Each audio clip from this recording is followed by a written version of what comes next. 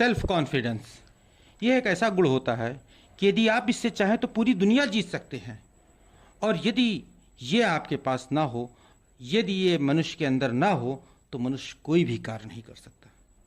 इसी प्रकार से अगर एक स्टूडेंट के अंदर सेल्फ कॉन्फिडेंस नहीं है तो किसी भी परीक्षा को पास नहीं कर सकता, वह कुछ भी अपने छात्र जीवन में नहीं पा सकता। सेल्फ कॉन्फिडेंस अपने आप पर विश्वास करना है। सेल्फ कॉन्फिडेंस का मतलब हुआ कि आप अपने आप पर विश्वास कीजिए, और इसके लिए आपको मन में बस एक बात का ध्यान रखना, बस एक बात, I can I will, I can I will. इस बात को अपने मन में दोहराते रहिए, और इसका मतलब ये हुआ कि मैं वह सब कर सकता हूं जो मैं सोचता हूं, और इसमें आपकी मदद आप स्वयं कर सकते हैं और कोई नहीं कर सकता। बस आपको एक ध्यान रखना है कि आपको इसके लिए बस छोटे से सहारे की जरूरत है, और छात्रों आपके पास तो दुनिया का सबसे बड़ा सहारा है, और वो है आपके गुरु, जिनकी सहायता से आप चाहें तो पूरी दुनिया को जीत सकते हैं। और यदि आप उन पर विश्वास करेंगे और अपने आप पर विश्वास करेंगे तो एक वो दिन दूर नहीं है कि जब आप सबके सामने ये साबित कर देंगे कि आप जो कर सकते हैं वो और कोई नहीं कर सकता है। एक छोटी सी कहानी सुनाता हूँ जिससे आपको एक जानकारी मिलेगी कैसे एक छोटा सा सहारा अगर आपको मिल जाए तो किसी को भी बड़ी चीज दिला सकता है। अगर उसके अंदर सेल्फ कॉन्फिडेंस जग गया तो कुछ भी वो जीत सकता है। छोटी सी कहानी के माध्यम से जानिएगा कि एक बार की बात है, एक बहुत बड़ा बिजनेसमैन था, एक बहुत बड़ा बिजनेसमैन था, उसका बिजनेस बहुत बड़ा था और बिजनेस उसका बहुत अच्छे से चल रहा था। लेकिन एक जैसे आप जानते हैं बाजार में मंदी का दौर आया, उसके बिजनेस में भी मंदी का दौर आया और बहुत बड़ी मंदी आ गई और बिजनेस उसका लगभग डूबने के कगार पे आ गया, अर्थात उसका बिजनेस एकदम बंद होने के कगार पे आ गया। और उसके लेनदार अर्थात जिन्होंने उसको कर्जा दिया था बिजनेस चालू करने के लिए, बिजनेस को प्रॉपर रन करने के लिए जिन्होंने उसको कर्जा दिया था, वो उसको दिन रात परेशान करने लगे। दिन रात उसके घर पे आते, उससे अपना पैसा मांगते और उनसे परेशान होकर वो बीच पे चला जाता, समुद्र के किनारे जाकर बैठा रहता था। एक दिन ऐसे ही वो समुद्र के किनारे बैठा हुआ था और सोच रहा था कि अपने बिजनेस को किस प्रकार से बचाया जाए। अचानक उसको एहसास होता है कि उसके कंधे पर किसी ने हाथ रखा। उसने सर उठा के देखा कि एक बूढ़ा व्यक्ति उसके पास खड़ा हुआ था। वो व्यक्ति उसके पास बैठ गया। उसने उसके परेशान चेहरे को देखा और पूछा कि तुम इतने परेशान क्यों हो, क्या हुआ, तुम इतने परेशान हो गए।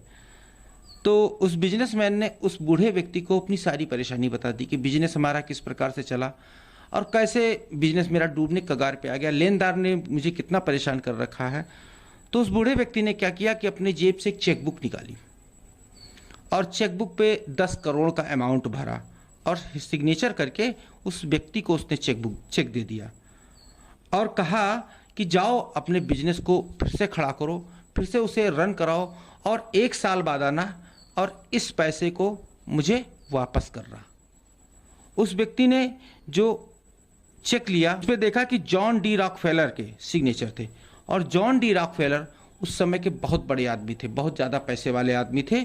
तो उस जॉन डी रॉकफेलर के सिग्नेचर वाले 10 का चेक को पाके उस व्यक्ति के अंदर बहुत ज़्यादा जोश आ गया और वो नए जोश के साथ अपने जो नए क्लाइंट थे, नए जो उसके बिजनेस उसके साथ करने वाले थे या पुराने जो क्लाइंट थे उनसे जाके मिला और उसने उनसे अपने नए आइडिया शेयर किए, नई डील साइन की उनके साथ और देखते ही देखते उसका बिजनेस चल पड़ा। लेकिन उसने एक चीज़ की थी कि उसने कभी उस चेक को कैश नहीं किया था। क्यों नहीं किया था? क्योंकि वो सोच रहा था कि कहीं अगर बिजनेस में कुछ ऊंच नीच हो गई, कोई परेशानी आ गई बिजनेस में, कहीं अगर पैसे की ज़रूरत पड़ी तो वो 10 करोड़ का चेक तो है जो कि उसके बिजनेस में हर प्रकार की परेशानी, हर प्रकार की जो पैसों की समस्या को दूर कर देगा। और देखते ही देखते 10 महीने बीत गए। उसने इन 10 महीनों में न केवल अपने बिजनेस को फिर से खड़ा किया बल्कि उसे नई ऊंचाइयों पर लेके चला गया। अब साल भर बीत गया तो साल भर के अनुसार मतलब 1 साल के बाद जैसा कि उसने प्रॉमिस किया था उस बूढ़े व्यक्ति से कि 1 साल बाद वो उनके पैसे वापस करने जाएगा।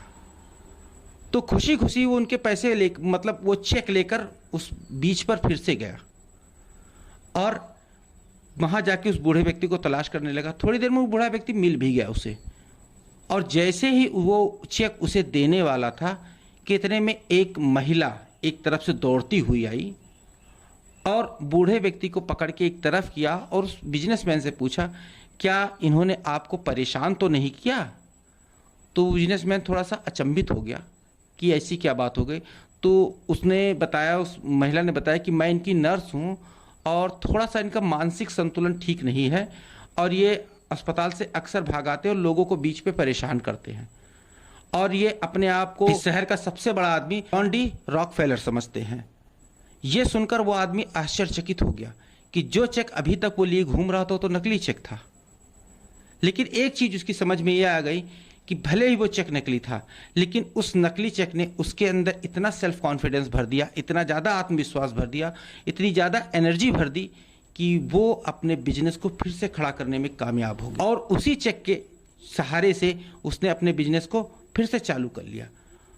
तो स्टूडेंट्स, आपने देखा कि एक छोटा सा सहारा, अगर छोटी सी हेल्प आपको मिल जाए तो आप क्या नहीं कर सकते। बस आप अपने अंदर एक सेल्फ कॉन्फिडेंस जगाइए, एक आत्मविश्वास जगाइए कि जो मैं कर सकता हूँ वो और कोई नहीं कर सकता और जो मैं सोचता हूँ वो मैं ज़रूर कर सकता हूँ।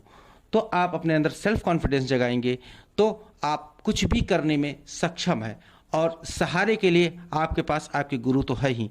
किसी भी प्रकार की परेशानी हो, भले उस बिजनेसमैन के पास वो चेक नकली था लेकिन उस चेक ने उसे बहुत सहारा दिया था, लेकिन आपके पास जो आपकी गुरु हैं वो तो ऐसे व्यक्ति हैं कि जो पूरी दुनिया को जीतने में आपकी मदद कर सकते हैं। तो सेल्फ कॉन्फिडेंस जगाइए और किसी भी चीज़ को बड़ा मत समझिए। नया सत्र शुरू हो चुका है, नए सत्र में नए जोश, नए उत्साह के साथ नई कक्षा में प्रवेश कीजिए और सेल्फ कॉन्फिडेंस के साथ पढ़ाई चालू कीजिए, जिससे कि आप किसी भी परीक्षा में उत्तीर्ण हो सकते हैं। तो हमारा जीवन है वो हर कदम पे परीक्षा लेता रहता है और हर परीक्षा में यदि आपको उत्तीर्ण होना है तो आपको अपने अंदर सेल्फ कॉन्फिडेंस जरूर जगाना होगा। तो इसी के साथ अब मैं समाप्त करता हूँ और नए क्लास के लिए और नई कक्षा के लिए आपको हार्दिक शुभकामनाएं। तो मिलते हैं अपने अगले वीडियो में। Till then stay tuned with our channel, keep watching, keep learning, take care, thank